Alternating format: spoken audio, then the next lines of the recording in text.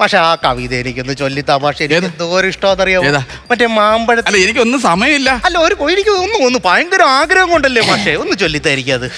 അങ്കണ തൈമാവിൽ നിന്ന് ആദ്യത്തെ പഴം വീഴേ, അമ്മ തൻ നേത്രത്തിൽ നിൻ ചുടു കണ്ണീറുതിർന്നു.